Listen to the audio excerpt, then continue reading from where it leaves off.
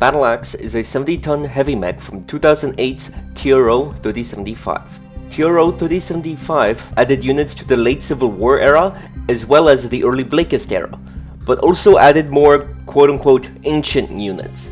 This is because various ancient production lines were retooled and brought back online as the nuclear hellfire of the Battleaxe's war on everything burned, just so the people of the Inner Sphere could produce anything of note to fight them with. And this TRO fills out what those ancient production lines were in their prime, as well as how they were modernized, if you can call it that. This is where we get most of the mechs in the proliferation cycle, with the Battleaxe being alongside such historical staples as the Maki or the Ymir, as well as its descendant, the Hammerhands, where many of these same mechs would get fully statted primitive versions in CGL's Experimental Technical Readout Primitives series, spanning 5 volumes between 2010 and 2016. This has actually become one of my favorite TROs as of late, as it just has so many cool niche things that tickle my brain just right. Like the Prometheus Bridge Layer, which I fielded in an Alpha Strike tournament recently to moderate success. Or the Mauna Kea Command Vessel, which I fielded in a separate classic tournament to deploy battle armor on the beaches of Normandy. Or the Helepolis, which I fielded in yet another Alpha Strike tournament a while back as my one allowed artillery piece. To the Dromedary Water Carrier, which is going to be hugely important in my campaign as I set up narrative threads for an upcoming water war. As well as the Xanthos, which is just such a fascinating intratech brick of a mech, acting as a side grade to the Atlas, but also being a quad and filling in the backstory of how quads came to be or failed, and it's just so good. The fact that a modern TRO is adding stuff back into intratech / the Star League era is such a cool thing, and I really want to give it more love. But that is not why I bring this model before you today. I have a funky ass game this Saturday. At least this Saturday as of writing, who knows when this video will actually be completed. And CGL, in all the wondrous glory, brought us a fully canon experimental RISC TRO as an April Fool's gift on April 1st, 2025.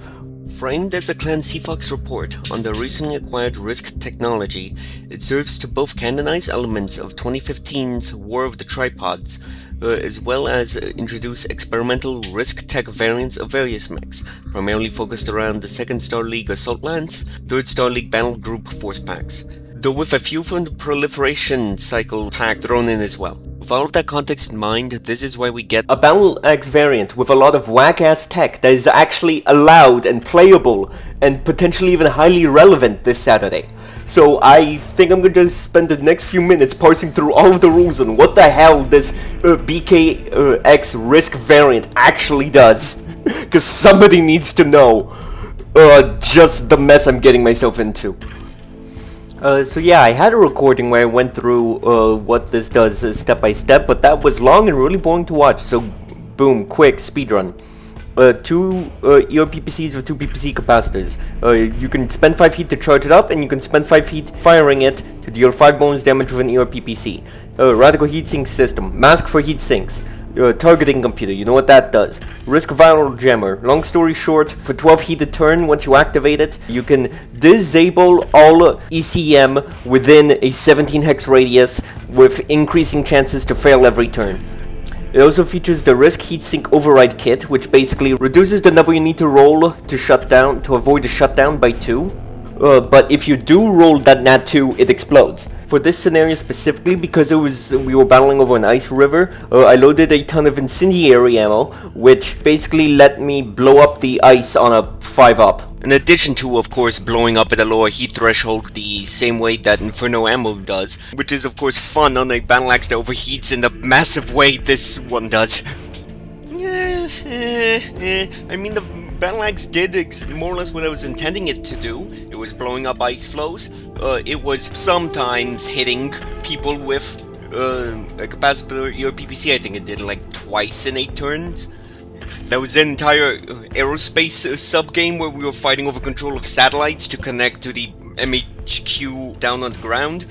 My one tiny aerospace fighter, it was single-handedly just tying up 3,000 points of planes for a few turns. An enemy VTOL crashed into our mobile HQ, killing our objective, and then they managed to just kill the Von Lochner anyway, despite all of that PvE. But I mean, the Battleaxe was doing more or less what it was supposed to do, despite having to parse through 20 different rules to make it work. Like, it was fun. It's like, for the battle value, I could probably have gotten a dire wolf that would have done more. So it's like,